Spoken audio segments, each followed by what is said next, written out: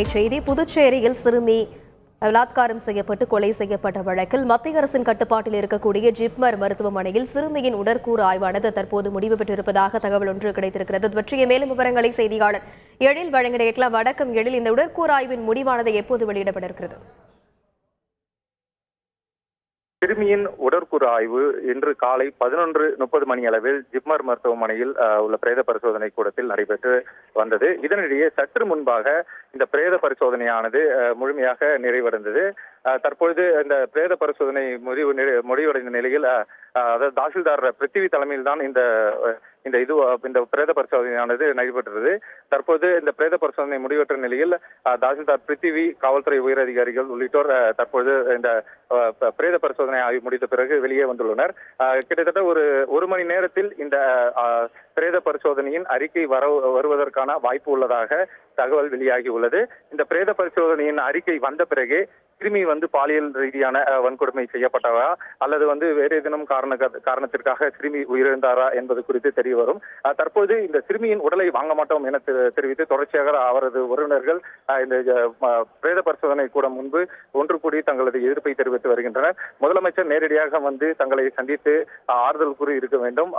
அப்படி இல்லாத பட்சத்தில் சிறுமிக்கு நிவாரணம் வழங்கிய பின்னர் நாங்கள் உடலை வாங்க மாட்டோம் என தெரிவித்து தொடர்ச்சியாக தற்போது அவரது உறவினர்கள் இந்த பிரேத பரிசோதனை கூடத்திற்கு முன்பாக கூடி தங்களது எதிர்ப்பை தெரிவித்து வருகின்றனர்.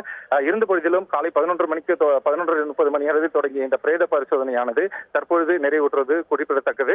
பிரேத பரிசோதனை முடிவுற்ற நிலையில் அவரது உறவினர்கள் உடலை வாங்க மறுத்து தொடர்ச்சியாக இங்கு தங்களது எதிர்ப்பை தெரிவித்து வருகின்றனர். இன்னும் சற்று நேரத்தில் போலீசார் பேச்சுவார்த்தை நடத்தி வருகின்றனர். போலீசாரின் பேச்சுவார்த்தைக்கு பிறகு அந்த சிறுமியின் உடலை அவரது உறவினர்கள் வாங்குவார்களா இல்லையா என்பது தெரிய வரும். இதே போல் ஒரு மணி நேரத்திற்கு உள்ளாகவே இந்த உடற்கூறு ஆய்வின் அறிக்கை வருவதற்கான வாய்ப்பு உள்ளதாகவும் நமக்கு தகவல் வெளியாகி உள்ளது. இந்த சம்பவம் தொடர்பாக பெற்றோர்கள் முதலமைச்சர் ரங்கசாமியை சந்திச்சிருந்தாங்க. அது குறித்து விவரம் ஏதேனும் வெளியாக இருக்கிறதா? முதலமைச்சர் ரங்கசாமி பெற்றோர்களிடம் என்ன தெரிவித்தார்? முதலமைச்சரை பொறுத்தவரை இந்த பேர சம்பவத்திற்கு தன்னுடைய இரங்கலை தெரிவித்தார். அதே போல் வருத்தத்தை தெரிவித்துள்ளார். மேலும் இது போன்ற ஒரு சம்பவங்கள் நடைபெறாமல் இருப்பதற்கு நான் அனைத்து விதமான நடவடிக்கையை எடுப்பதாகவும் முதலமைச்சர் ரங்கசாமி உறுதியளித்தார். இருந்த பொழுதிலும் நேற்று முதல் தொடர்ச்சியாக சிறுமியின் பெற்றோருடன் அவரது உறவினர்கள் தொடர் போராட்டத்தில் ஈடுபட்டு வந்தனர். இந்நிலையில் தான் இன்று காலை திடீரென அவரது உறவினர்களிடம் தகவல் தெரிவிக்காமல் ஜிப்மர் மருத்துவமனை வளாகத்திலிருந்து முதலமைச்சரை சென்று சந்தித்து திரும்பினார். இதன் காரணமாக அவரது உறவினர்கள் கோபம் அடைந்து சிறுமியின் உயிர்தான் முக்கியம், ஆனால் நீங்கள் இந்த நிவாரண தொகைக்காக அங்கு சென்று வந்தீர்கள் என்ற போன்ற பல்வேறு கேள்விகளை அவரது உறவினர்கள் சிறுமியின் தந்தையிடம் தொடர்ச்சியாக எழுப்பினர். இதனால் அவரது தந்தையும் மன உளைச்சலுக்கு ஆனார். இருந்த போதிலும் தற்போது இங்கு போலீசார் அவரது தந்தை உள்ளிட்ட உறவினர்களை சமாதானப்படுத்தும் முயற்சியில் தொடர்ச்சியாக ஈடுபட்டு வருகின்றனர். ஒரு பக்கம் சமாதானப்படுத்த முயற்சித்தாலும் உறவினர்கள் கடுமையாக தொடர்ச்சியான வாக்குவாதத்தில் ஈடுபட்டு வருகின்றனர். இன்னும் சற்று நேரத்தில் உறவினர்கள் உடலை வாங்குகின்றனரா இல்லையா என்பது சற்று நேரம் பொறுத்து இருந்ததுதான் தெரிய வரும்.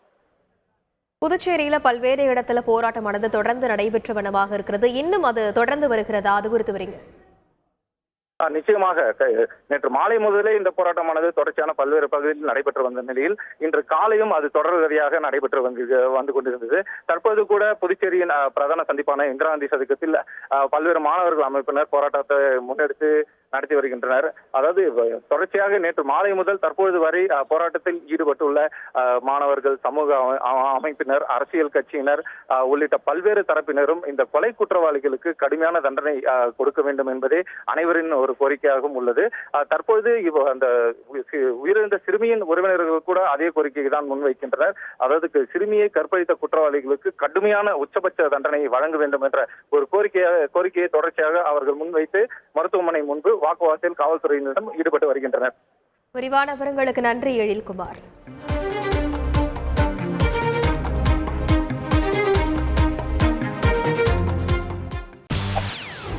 செய்திகளை உடனுக்குடன் தெரிந்து கொள்ள உடனே சப்ஸ்கிரைப் பண்ணுங்க.